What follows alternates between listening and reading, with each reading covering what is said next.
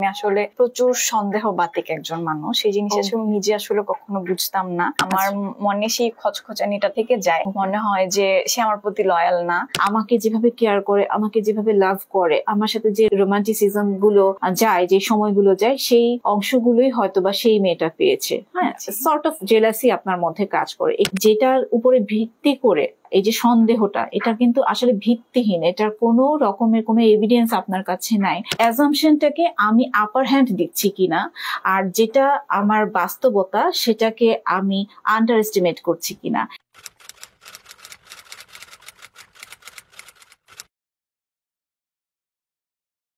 আসসালামু আলাইকুম আপু। ওয়ালাইকুম আসসালাম। কেমন আছেন? জি আপু, ভালোই আছি। হয়তো আচ্ছা, আপনার টার্মেই বোঝা যাচ্ছে যে আসলে ভালো নেই। সঙ্গত কারণেই আসলে সবাই আমাদের কাছে আসেন প্রফেশনাল হেল্প নিতে। তাহলে আমরা এগোই, তাই না? আমাদের মেইন কনভারসেশনে আমরা চলে যাই। আপা, কিভাবে হেল্প করতে পারি? কি প্রবলেমের জন্য এসেছেন? আসলে যদি আমি সমস্যার কথা বলতে যাই, তাহলে আমার একটা জায়গা বলা উচিত যে আমার 7 বছরের সংসার, আমার একটা ছেলে আছে। তা আমার আসলে ছেলে হচ্ছে 5 বছর বয়স। আচ্ছা আচ্ছা। আমার আসলে সমস্যাটা আমার হাজবেন্ডকে নিয়ে। আচ্ছা। এবং এটা নিয়ে প্রচন্ড মানসিক চাপে আছি, খুব ডিপ্রেসড ফিল হয়। আমি আমার হাজবেন্ডের সাথে বেশ কয়েক বছর, বলবো 1-2 বছরের মতো, আমাদের আসলে অনেক বাজে একটা সম্পর্ক যাচ্ছে। প্রচন্ড মনোমালিন্য হয়। দেখা যায় যে তার সাথে আমার কোনো নর্মাল কনভারসেশনের মধ্যেই হয়তো প্রচুর ঝগড়া হচ্ছে। আর আমি আসলে জিনিসটা আমার আশেপাশের মানুষদের সাথে যখন কথা বলেছি, তখন আসলে রিয়েলাইজ করেছি যে আমি আসলে প্রচুর সন্দেহবাতিক একজন মানুষ। এই জিনিসটা আমি নিজে আসলে কখনো বুঝতাম না। কিন্তু যখন আমার কাছের মানুষদের সাথে আমি জিনিসগুলো শেয়ার করি, তখন তারা আমাকে বলে যে তুমি হয়তো অনেক বেশি সন্দেহ করছো। তো সেখান থেকে আসলে কথাটা বলা যে আমি প্রচুর সন্দেহবাতিক হয়ে গেছি আর কি। অন্য কেউ বলার আগে আপনি আসলে ওভাবে বুঝিয়ে উঠতে পারেননি? তখন আসলে আমি জিনিসগুলো ওভাবে বুঝিনি। আমার মনে হতো জিনিসগুলো হয়তো স্বাভাবিক, আমি যেরকম চিন্তা করছি এটাই রাইট, এটাই স্বাভাবিক। আমি একটু ইন্টারাপ্ট করছি আপনাকে। আপনি যে বললেন যে আপনার হাজবেন্ডের সাথে বেশ অনেকটা লম্বা সময় ধরে কনফ্লিক্ট যাচ্ছে, সেটা পেছনে কি শুধুমাত্র যে আপনি যে মানে সাসপিশিয়াস আপনার হাজবেন্ডের ব্যাপারে সন্দেহবাতিক যেটা বলে, সেটাই কি কারণ, নাকি আরো অন্য কোনো কারণ আছে? জি, কারণ একটা আছে। সেটা হচ্ছে যে আমাদের বিয়ের আগে আমার হাজবেন্ডের একটা বেশ লম্বা সময় ধরে একটা সম্পর্ক ছিল মেয়ের সাথে। বেশ গভীর এবং অনেক লম্বা সময় ধরে, প্রায় 3-4 বছরের সম্পর্ক ছিল। তো সেখানে জিনিসটা ওয়ার্কআউট করেনি। তো এরপর আমি সবকিছু জানা সত্ত্বেও মানে অনেকটা আবেগপ্রবণ হয়ে তার প্রতি মানে বিয়ে সম্পর্কে জড়াই। তখন জিনিসটা আমার অতটা মানে খটকা লাগেনি, বা আমার কখনো মনে হয়নি যেটা ভবিষ্যতে কোনো সমস্যার কারণ হবে। কিন্তু বিয়ের কিছুদিন পর থেকে আমার মানে প্রচুর মানে অস্বস্তি লাগতো, খুব ইনসিকিউরিটিস কাজ করতো, এবং বারবার মনে হতো ওর ফোনটা বাজতেছে, মানে হচ্ছে হয়তো ওই মেয়েটার সাথে হয়তো কথা বলতো। আচ্ছা, আমি আরেকটু জানতে চাচ্ছি মাঝখানে যে আপনার হাজবেন্ড কি টোটালি ওই সম্পর্ক থেকে মুভ অন করে দেন আপনার সাথে বিয়েতে বসেছে? জি, সে তো আমাকে তাই বলে। আর আসলে আমি ওরকম কোনো প্রমাণ এখনো পাইনি যেটা দেখে আমি আসলে বলবো যে না, মানে সে আমার সাথে লয়াল না। এবং হাজবেন্ড হিসেবে সে বেশ কেয়ারিং, খুবই রেসপন্সিবল বাবা, সব মিলে সে খুবই ভালো একজন মানুষ আমি বলবো। কিন্তু আমার আসলে এই সন্দেহের ব্যাপারটা আমার মন থেকে কখনো যায় না। সুতরাং দেখা যায় যে যখনই তার সাথে আমি ভালো কিছু বলতে যাচ্ছি, বা আমাদের কোনো একটা ভালো মুহূর্ত আমরা কাটাবো, সময় আমাদের, আমরা কথা বলবো, ওই টাইমটাতে দেখা যায় যে মানে আমি সেটার হয়ে ওঠে না। আমার মনে সেই খচখচানিটা থেকে যায়, মনে হয় যে সে আমার প্রতি লয়াল না, এবং মানে সেই সন্দেহটার কারণে আপনার মনের ভিতরে এই সন্দেহের ব্যাপারটা একদম ঘাপটি মেরে বসে আছে, এখান থেকে আপনি বেরোতে পারছেন না।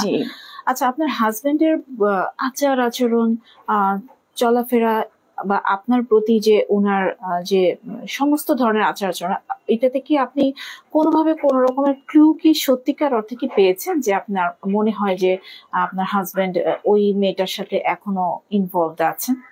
না, আসলে ওরকম কিছুই না। সে আমাকে বেশ কয়েকবার এটা মানে এনশিওর করার চেষ্টা করেছে যে আসলে ওরকম কিছু আর নেই, আমি ওই জিনিসটা সম্পূর্ণ বাদ দিয়েই আসলে জীবনে এগিয়ে গিয়েছি। কিন্তু আমার কেন যেন মনে হয় যে এত লম্বা একটা সম্পর্ক থেকে সে যেভাবে বলছে ভাবে কি আদৌ বের হয়ে আসা সম্ভব? আচ্ছা, এটা আপনার মনের একটা সন্দেহ আর কি, মোট কথা। কিন্তু আপনি সেই রকম কোনো স্ট্রং কোনো এভিডেন্স আপনি পাননি, ইভেন আপনি পাননি, কোনো রকমের কোনো পাননি।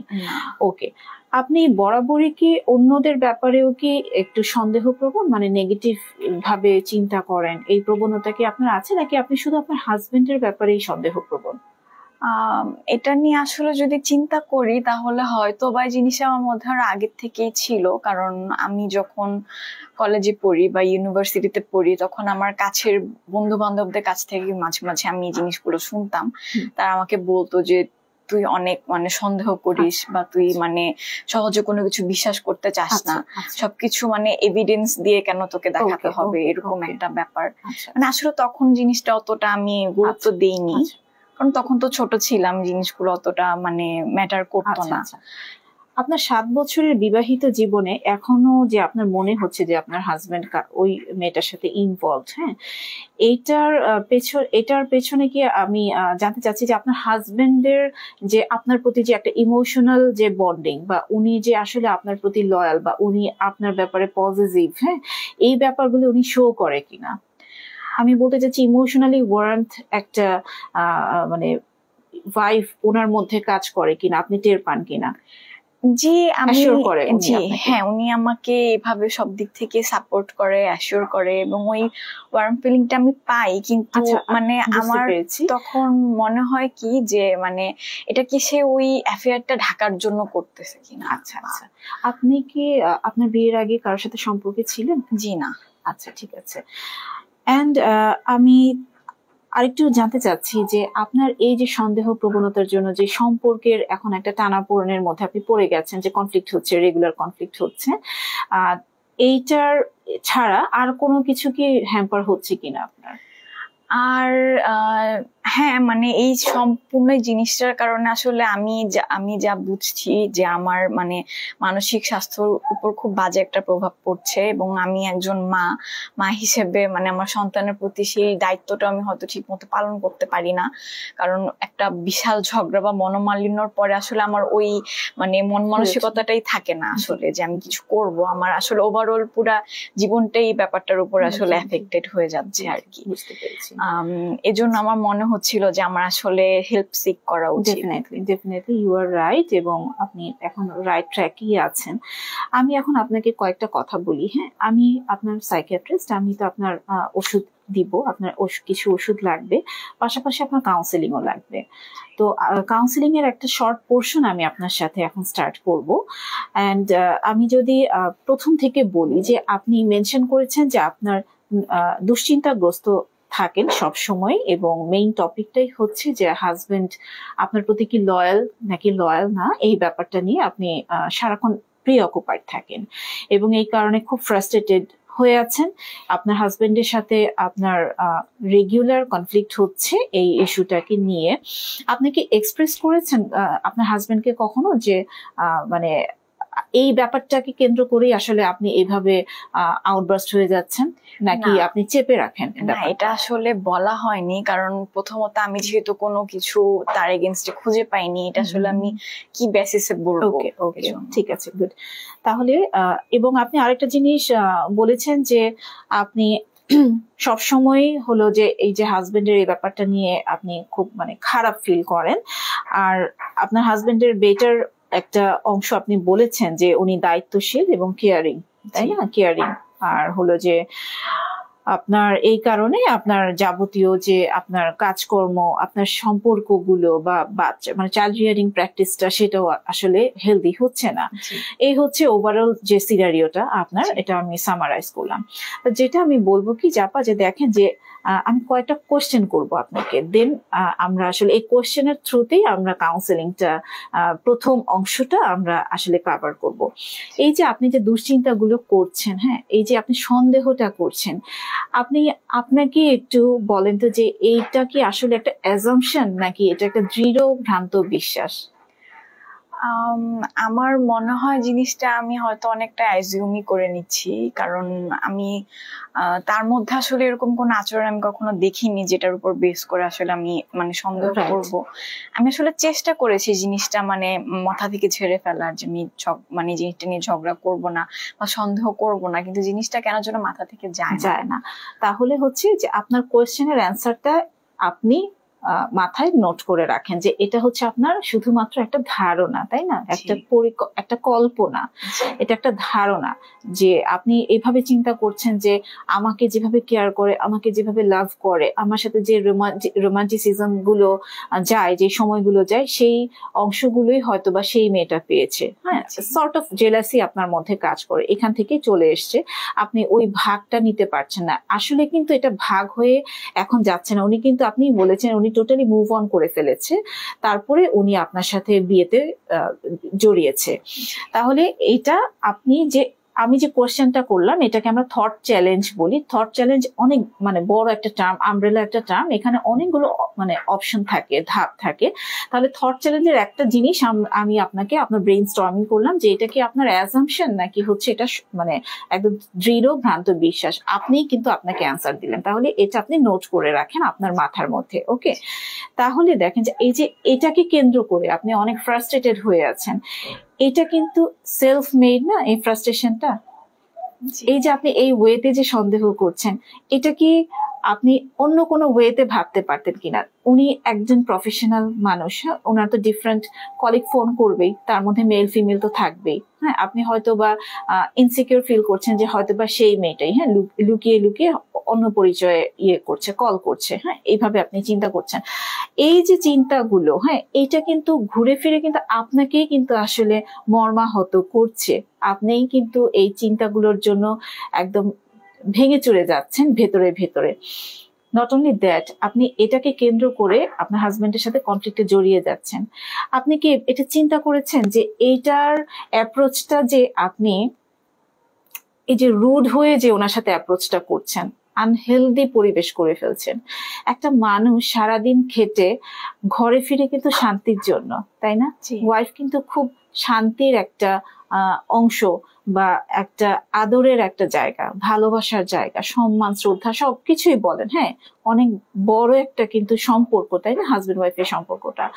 তাহলে যে ঘরে সারাদিন পরে ফেরার পরে যদি দেখে যে ওয়াইফ টক্সিক হয়ে আছে, ওয়াইফ পুরোনো বিষয় নিয়ে খোঁচা মেরে কথা বলছে, বা ওয়াইফ সারাক্ষণ আমাকে সন্দেহ করছে, টোটালি আনহেলদি পরিবেশ একটা সৃষ্টি করে রেখেছে, তাহলে সেই ক্ষেত্রে দিনের পর দিন আপনি যদি আসলে আপনার হাজবেন্ডের জায়গায় থাকতেন, আপনার হাজবেন্ড যদি আপনার জায়গায় থাকতো, একটা পর্যায়ে কিন্তু বিষিয়ে ওঠে মানুষ, তাই না?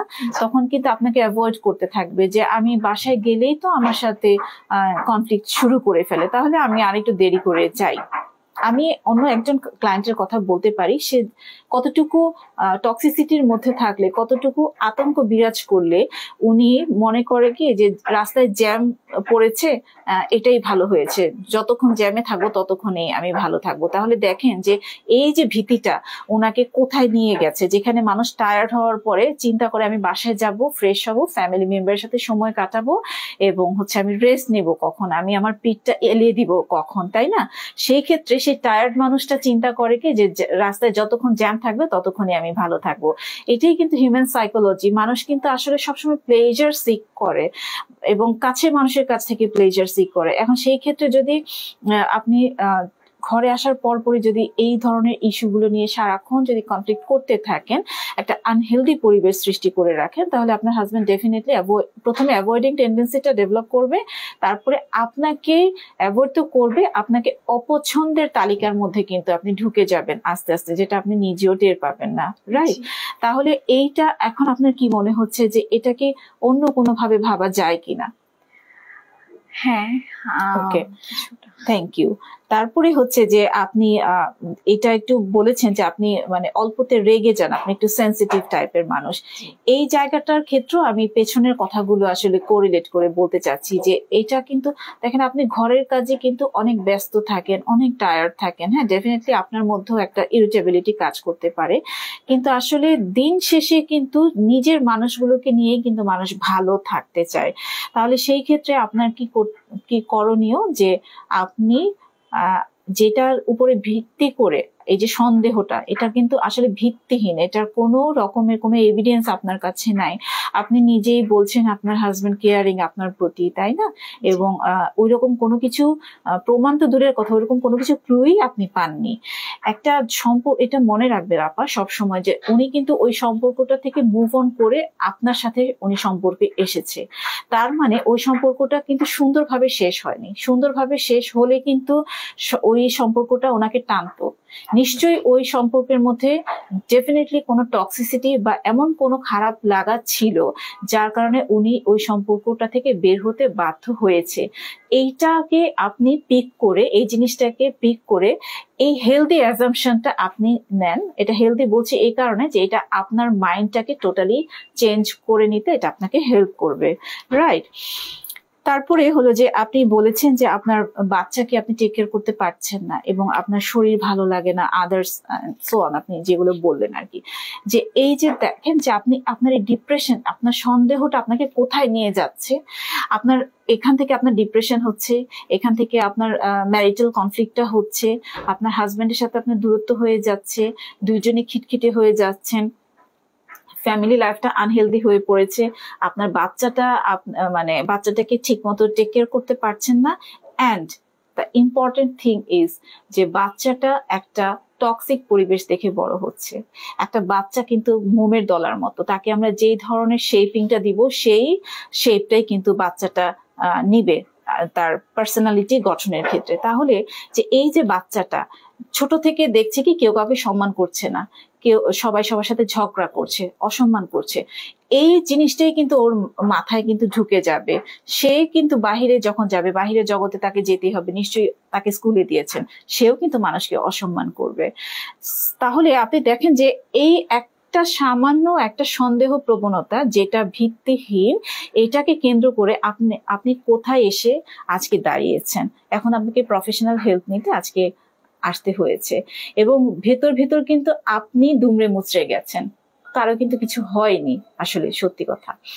তাহলে আমি যে আপনাকে কথাগুলো বললাম, এগুলো কিছুটা ছিল কাউন্সিলিং, কিছুটা ছিল কাউন্সিলিং এর পার্ট, যেটা আমি থট চ্যালেঞ্জ বললাম যে এই যে চিন্তাটাকে, এটাকে আর কি কিভাবে ভাবা যেতে পারে। আপনি এভাবে চিন্তা করবেন যে আমি যেটা চিন্তা করছি, আমার যে অ্যাজাম্পশনটাকে আমি আপার হ্যান্ড দিচ্ছি কিনা, আর যেটা আমার বাস্তবতা সেটাকে আমি আন্ডার এস্টিমেট করছি কিনা। এটা চিন্তা করলেও কিন্তু আপনি দেখবেন অনেকখানি রিলিফ পাচ্ছেন, কারণ আপনি আপনার কোশ্চেনের পরিপ্রেক্ষিতে আপনি কিন্তু অ্যান্সারটা দিবেন যে হ্যাঁ, আমি কিন্তু আসলে আমার অ্যাজাম্পশনটাকে অনেক বেশি ওয়েট দিচ্ছি, ওভারওয়েট দিচ্ছি, এবং যেটা আসলে ফ্যাক্ট যে কিছুই না, তার সাথে ওই মেয়েটার কোনো সম্পর্ক নাই, সেটাকে আমি এই যে বাস্তবতাটা, এটাকে আমি কি করছি, সাপ্রেস করে রাখছি।